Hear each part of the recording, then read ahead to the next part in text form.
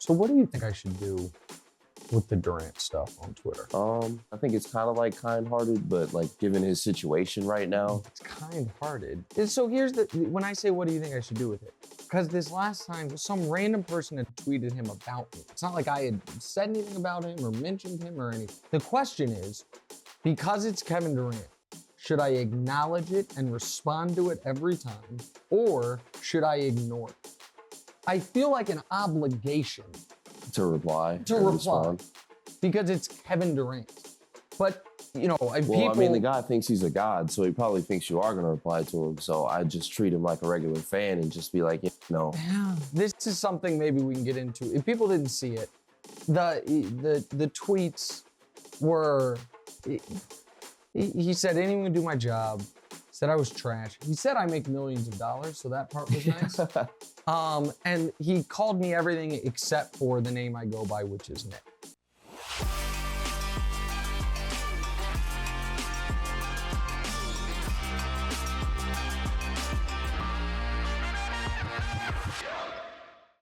Welcome in. It is episode 18 of What's Right with Nick Wright, the podcast and the YouTube show. Like, rate, subscribe, review, and we are continuing every Sunday our countdown of the 50 greatest players of the last 50 years. We have individual videos for those, full episodes. If you want a deep dive on Bob McAdoo, I am your guy, but also we will get into the top 25.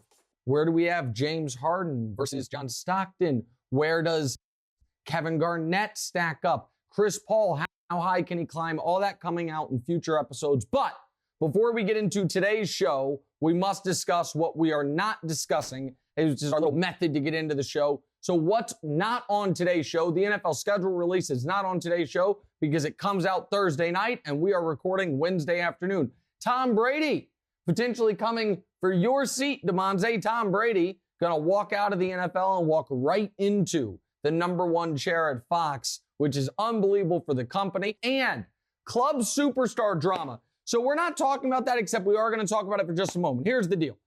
On First Things First, we came out with Club Superstar. It's an amazing piece of art done by Jack Perkins on Twitter. You can follow him at Pure Hoop. The idea is that too many people say this guy's superstar, that guy's superstar.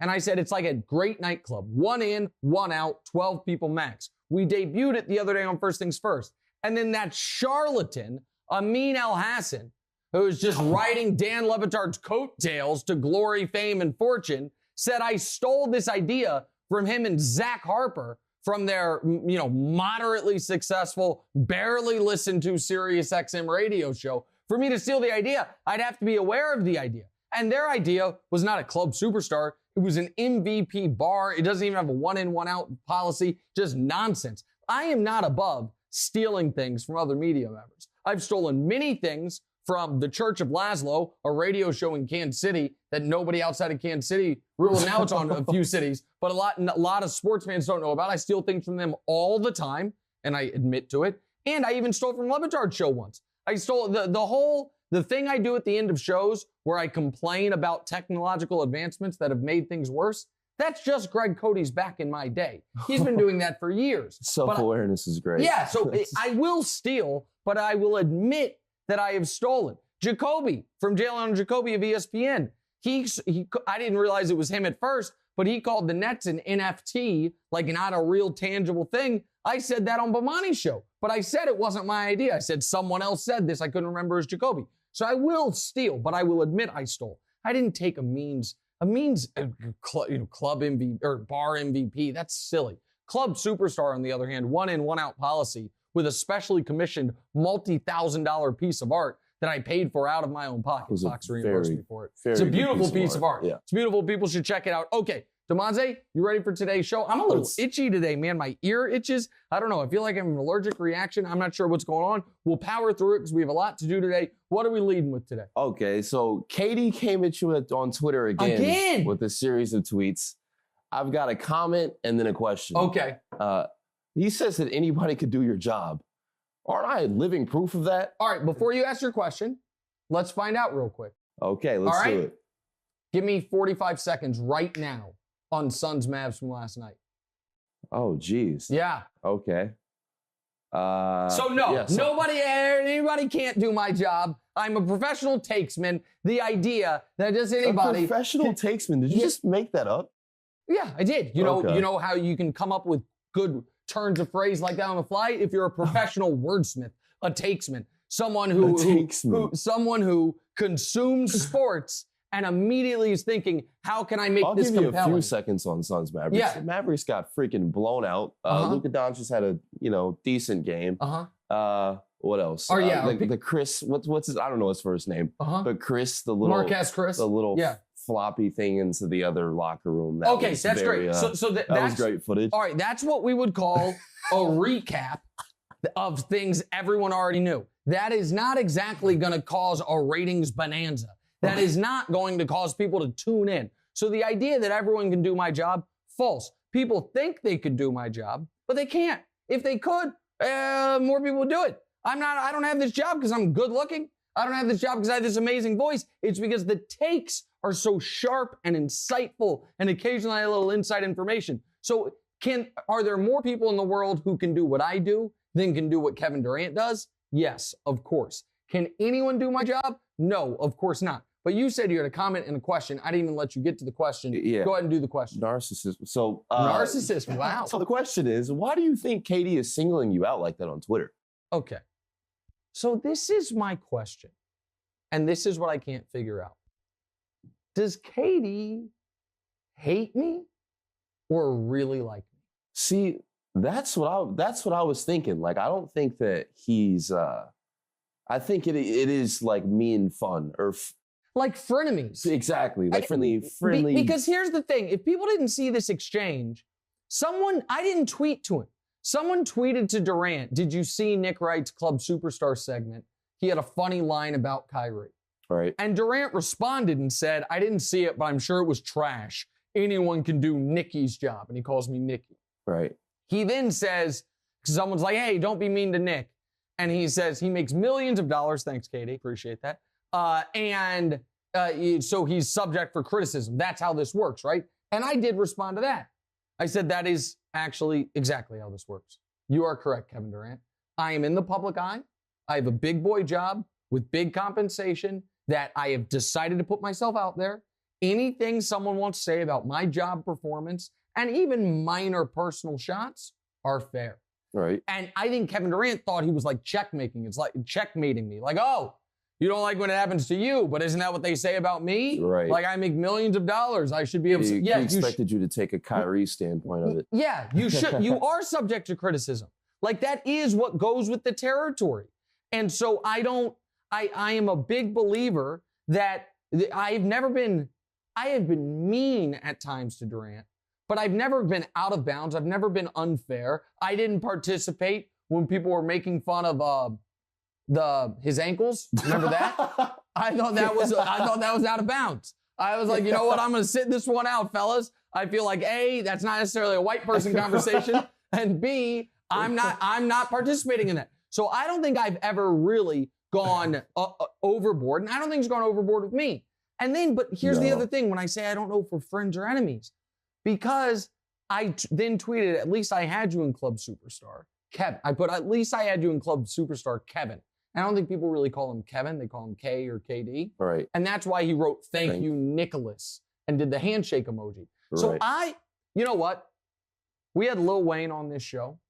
It was a great time. We don't really do guests on this show. I was thinking about trying to get T.I. on the show because I had him in my top 5, and I don't think a lot of people do. Right. I want to get Durant on. I think Durant and I sitting down, I don't think it would be all lovey-dovey, but I think there is a mutual respect along with a bit of dislike that I think could be compelling. So that's the new goal. Go, Gabe, who's the Grand Poobah at Blue Duck Media. Go ahead and make that happen if you would, please. By the way, I'm going to hit the clock today. I asked for a 12-minute clock. They, for some reason, told me that's not in our budget. So we're going to figure out how to get a 12-minute clock for next episode. But I'm going to hit the clock today. We already went a little long in the first topic. We got 5 minutes left for the rest of the segment. What's next, Damonza? Last night was pretty scary to watch for you. What? In the Mavs. Oh, the Mavs. What do we need? You already recapped it so beautifully. Why do we even need to talk about it? The 17-0 run. The 17-0 run was super hard to watch sitting next to you. Yeah, I was actually got really scared to record some content for the show. Did you record any content? I didn't. Thank you. I was afraid you'd kick me out of the house. Yeah. So you're obviously not too stoked about it, and you say that you probably say it's going to go to Game 7 at this point. But the Mavs have been getting destroyed in Phoenix, and that's where Game 7 would be. Yep. So why can they win Game 7? Exactly. Here's why they can win Game 7. They're going to win Game 6. I believe they're going to win back in Dallas. And then it's Game 7. And then all the pressure in the world is not on Dallas, it's on Phoenix. For Chris Paul, this is his last real shot at the title. Yeah. Devin Booker, and I don't know if we're going to get to it, but he's doing a whole lot of shit talking that I think is going to be that. Didn't age well last time. Didn't age well last time. Luka won the next two. And I think the Mavs are the best player in the series. Best player in the series, have it come down to one game. It's no problem. Here's the thing the Mavs must understand before we move on. They must understand if you're going to beat the Suns, you cannot beat them if you don't have a lead after three quarters. The Suns are 53-0 when leading after the third quarter. So you have to treat it like a three-quarter game. You must be winning after the third quarter and then find a way to finish it off. Because not a single team all year long has been trailing the Suns by even 1 point headed into the fourth and won the game. That's a crazy stat. It's a crazy stat. The best teams in NBA history when leading after three quarters, the 96 Bulls, the 72-win Bulls were 60-something and 1 when leading after three quarters, playoffs included. The 2018 Cavs were 54 or 55 and 1. That was LeBron with no teammates really at the apex of his powers. The 2020 Lakers were 57-0. Another LeBron team. They never lost a single game all year when leading after three quarters. And the Suns right now are 53-0. Are we going to do the Devin Booker thing? Yeah, so did you see Devin Booker talking crap to your guy, Luka? I did. And if people didn't see it, this is where I'm saying he's going to have a little extra pressure on him. I think we can run some of the footage. So Devin Booker got fouled in the third quarter and flopped. First of all, they called this a flagrant foul. But you see, he flopped like a fish on the ground. And then he's laying on the ground. He's smiling. He's acting like he got hurt, which is smart, I guess, because it led to a flagrant foul. But then he says to the crowd, I'm pulling a Luka. I'm doing the Luka. Oh, that's what he said? That's what he said to the crowd, saying like exaggerating injury.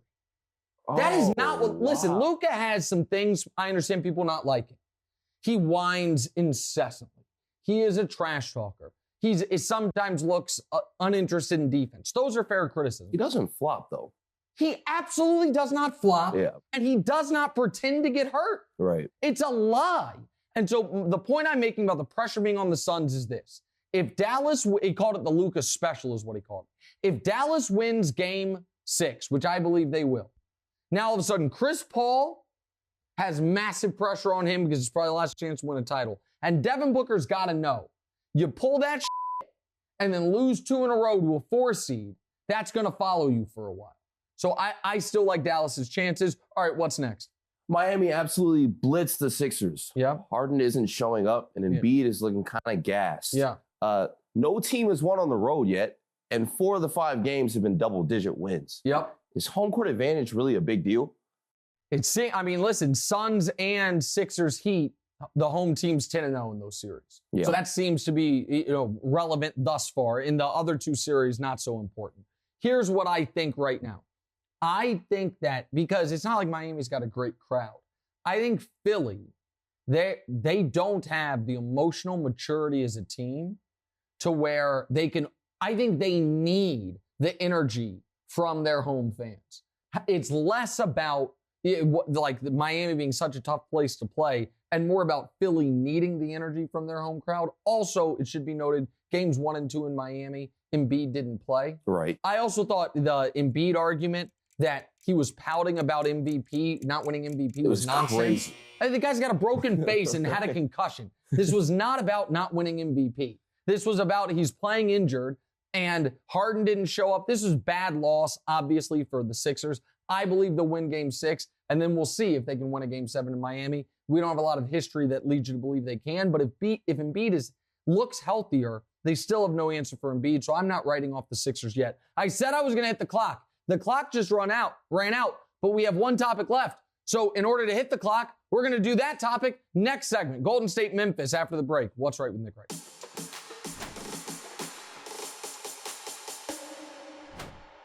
Welcome back in. What's Right with Nick Wright podcast and YouTube show. Like, rate, subscribe, review if you would. The Lil Wayne interview, Damonza, did numbers for our YouTube page. I should. I saw Skip on his podcast. He just got a plaque from YouTube for getting to 100,000 subscribers. They sent him an actual plaque.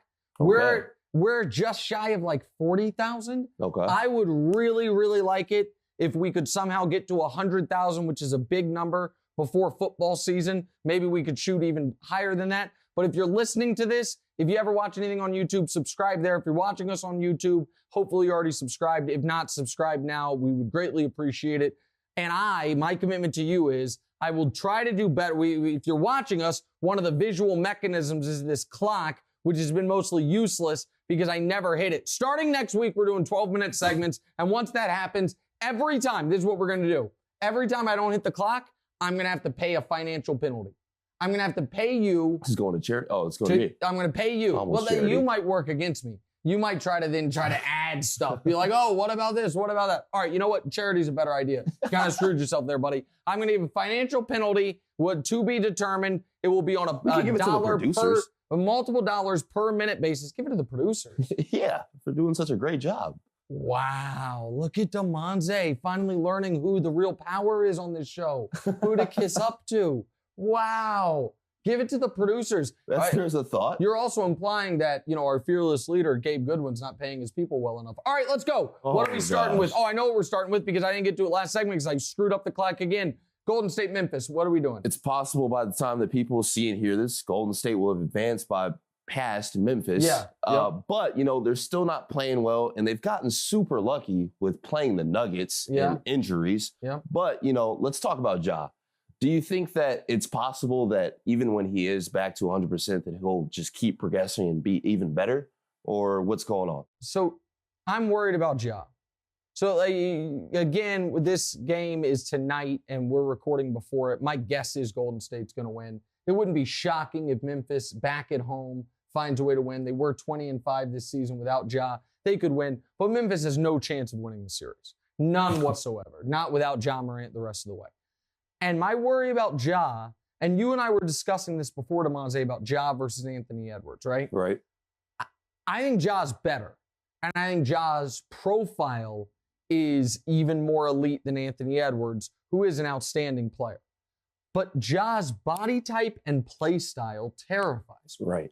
He's always on the ground, and so much of his game has to do with the fact that I think right now he's the single best active athlete in the NBA. Yeah, easily. And so when you're relying on that, if you lose a little bit of that and you just become one of the best athletes in the NBA, that hurts you. Right. And so I know that seems not obvious. A great shooter. But, and here's the other reason the injury concerns me. The bone bruise sounds like, what's that mean? Kendrick Nunn suffered a bone bruise last season. So not this season we just had, last season. He signed with the Lakers this offseason. He missed the entire year with dealing with the bone bruise. Now, I don't think that's going to happen with Ja, but my point is this. He needs this summer. He's not a fully formed player. Right. He needs the time to work on his shot and to work on his defense. Everyone's just crushing Luka for lackadaisical defense. Luka's a far better defender than Ja is. Ja's bad defensively, but he has a great defensive team around him, right. Those other guys that can make up for it. So this injury, plus the fact that he did 20-5 without Ja sounds good, but it also means he missed 25 games this year. Yeah. So that part's concerning. So I'm rooting for Ja. Nobody the comp Ja's always had is Derrick Rose. Well, Derrick Rose, it went sideways because of an injury. Now, obviously, a far more devastating injury than this one. But I am a Ja stockholder. But I guess the question would be, is it possible that when his career's over, he's never better than he is right now? That's possible. That's usually not the case for a player as young as him, but with a guy that plays the way he does, that's got to at least be on the board. That part's concerning, and he must improve as a shooter because at some point the athleticism will wane a bit. Okay, what's next? 100%. Bucks Celtics. Oh yeah, that game's tonight too. So by the way, before I get into the question, you said that the Bucks would win in. Did you say 5? Well, at the beginning of the bet. Okay, so here's the deal. Before the playoffs, I said the Bucks would not face a game 6 the entire postseason. Okay, they would win every series in 4. Well, that's already happening. Oh, correct. However, once Chris Middleton went down, I said Bucks in 6. I said that's going to cost them 1 game. Instead of Bucks in 5 with Middleton, Bucks in 6. Bucks in 6 still available to me. Celtics in 6 still available. Absolutely. And that was what I said. And Chris Middleton's not coming back. So what? Yes, you said Celtics in 6. I said Bucks in 6. We'll see. Okay. Don't start celebrating. Yeah, because I thought you said 5 for a second. Well, I did say 5 initially, but then Chris Middleton got hurt. But hey, this isn't about our bet yet. We got time on that. And Game 5's tonight. So Game 5, by the time people have seen this, will have already happened. We don't know what's going to happen. But what's going on? You predicted the Bucks would pull away in Game 4 against the Celtics. Yeah. But Al Horford obviously had other plans. Yeah. There's no sign of Chris Middleton coming back from this injury. Mm-hmm. If they lose this series, do you think that they'll, blame the injury or they'll make some serious changes? Oh, I think they'll blame I don't think Milwaukee needs to make serious changes. You have Giannis, who seems to get better every year. Drew Holiday, I think, has been good in this postseason, even though he was bad in Game 4. We'll see how he is in Game 5. You guys will have already seen it. But if they end up losing the series, which I do not believe they will, right? The Celtics, I think, are going to end up, the winner of this series, I think, is probably going to go to the finals. And if you lose to it's one thing if you're Brooklyn and you lose to Boston in 4 and you look like you're miles away from it. Right. If you lose a series in 6 or 7 to Boston when Chris Middleton didn't play, if I were Milwaukee, I would absolutely run it back. Drew Holiday's excellent. Chris Middleton would be back. Giannis is still in his apex prime. You do small little tweaks like they did this offseason, bringing in Grayson Allen and move on from PJ Tucker. But the idea that Milwaukee should blow things up would be insane. The Lakers won the title in 2020, right? Had a disappointing 2021, and then essentially blew it up. They traded all their role players for one big shining star in Russ, and it led to disaster in 2022. Don't overreact to one postseason disappointment, especially when your second best player wasn't there. Now, the premise of the question, though, was flawed because Milwaukee's not losing the series. even if when you have heard this Thursday morning, they lost Game 5 in Boston, which I don't think they will have. But even if that happened, Boston still would have to go to Milwaukee and win a Game 6 or beat Giannis in a Game 7, which I don't think's happening. All right, time for a game. 2 wrongs, 1 right. Damonza, let's get going. 2 wrongs, 1 right. Let's do it. Better quote, Draymond, this isn't the Minnesota Timberwolves. Mm-hmm. Steph, I feel like we got traded to the Kings overnight. Yeah. Or Gobert saying that he would lock Shaq up. Well, Gobert's quote's one of the most ridiculous things I've ever heard. So that one we're definitely crossing out. I mean, it's just so talk about a guy believing his own hype. People need to watch, and you know what you should watch after the show?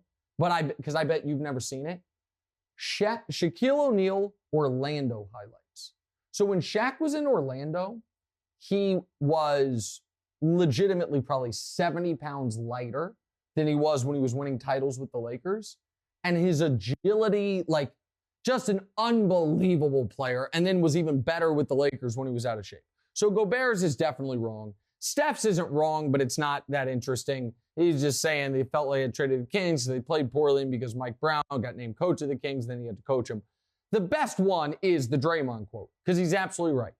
The Grizzlies were able to get away with playing bad basketball down the stretch of games in the final couple minutes because Minnesota played such a dumb brand of basketball. Yeah. Golden State, on the other hand, knows how to execute at the end of these games. And they know how to flop in good time. Oh, okay, listen, it was a tough call. Yeah. The Desmond Bane foul's a tough call. But now that we know Ja's out for the series, I'm not as bitter about that call, even though I picked the Grizzlies. Because even if Memphis had won that game, they were going to lose the series. They're not beating Golden State or 2 out of 3 These out of games 4. have not been blowouts. I know, I understand, but I'm just telling you, that's Draymond's point, is these games are going to be close and Golden State's going to out-execute them at the end. All right, what's next? 100%. Which rumor will come true? Donovan Mitchell to the Knicks? 49ers trade Jimmy G this summer, or Dallas gets a second football team? All right, Dallas definitely not getting a second football team. And I don't think Donovan's going anywhere. Here's the thing on Donovan that nobody's talking about. You know what? I shouldn't say nobody's talking about this. I think Zach Lowe might have mentioned this. It might have been Zach. I've heard one person mention this, and when I heard him, I was like, exactly right. The All-Star game next year is in Utah. Utah is not trading Donovan Mitchell away before they host the All-Star game. They're just not. He's going to be the master of ceremonies. He's going to be the big hometown star. They're not trading him away before they host the All-Star game. Jimmy G is getting traded this summer, so that's the one that's happening. Donovan might become a Knick eventually, but it is not happening this summer. All right, what's last? Which trailer got you most excited? Top Gun, Maverick, Avatar 2, or the Game of Thrones prequel? Okay, I do not care about Top Gun, the first one or the second one at all. I'm a huge Tom Cruise fan. I'm not a big Top Gun fan. Not interested. Avatar, I liked the first Avatar just fine because the 3D was cool, but I'm not interested in that. The Game of Thrones prequel, I'm excited for. I don't really know. It's House of Dragons. I'm not sure. Why are you laughing? What's so funny? What's so funny? Just none of these movies. Not into Game of Thrones prequel. Yeah, I mean, I've never tuned into Game of Thrones, and that's the show that you and Mom used to watch a lot in Houston. Yeah, it was on for multiple years. Yeah, it didn't have a great ending. I'm excited for it. I'm sorry, man. Everything can't be the critically acclaimed Walking Dead that you've watched the entire series of multiple times. I actually just watched Avengers Endgame last night. So okay, all right, great. Yeah, again, zombie shows and superhero movies. My apologies. Game of Thrones, on the other hand, is about dragons and wizards, and it's actually pretty dope. We'll be right back.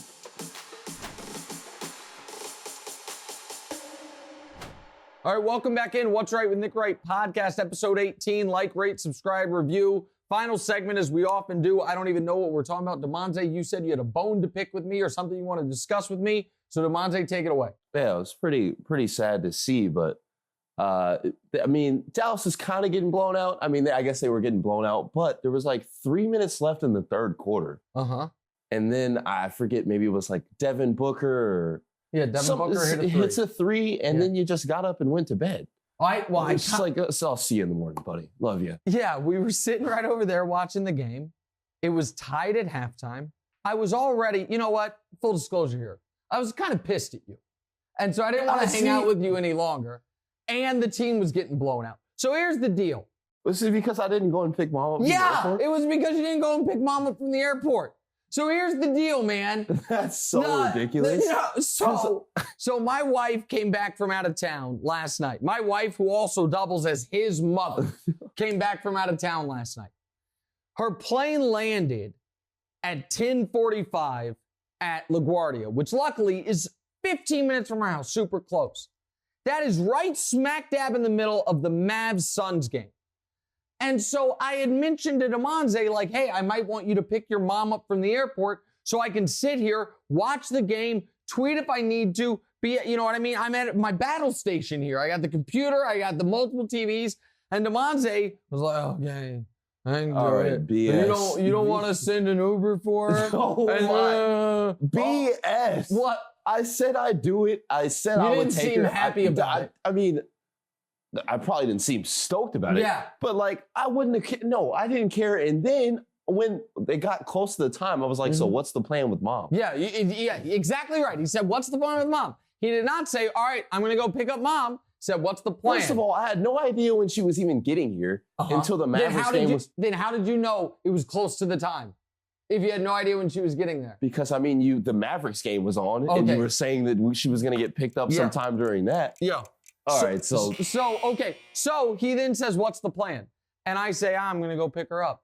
And does he say, no, don't do that.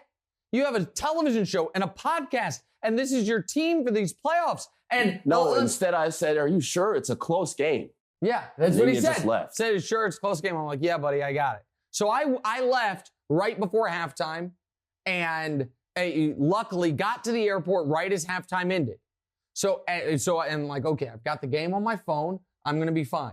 Got to the airport right as halftime ended. Or right before halftime ended, I should say. I'm watching it. Danielle comes out. I put her suitcase in the car. and I'm like, hey, you can drive. I got to watch the game.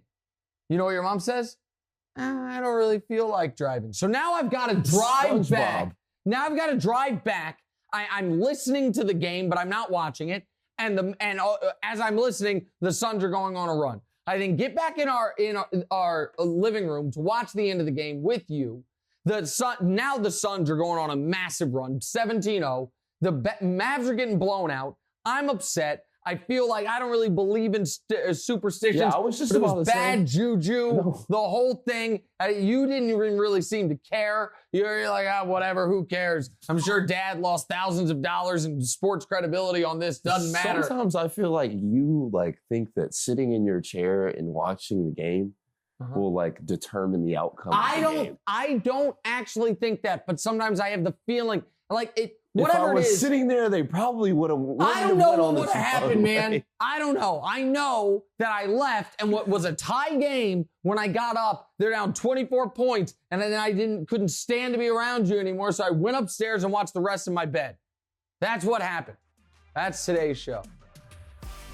Hey, thanks for watching. Smash or just lightly tap that subscribe button. It all works the same. To get more from the show, and make sure you click. Why don't you want to mash the bell too, guys? Or just, lightly tap the bell to get notified every time new content drops. Check out full episodes of What's Right wherever you get your podcasts, or just hit the link in the description below.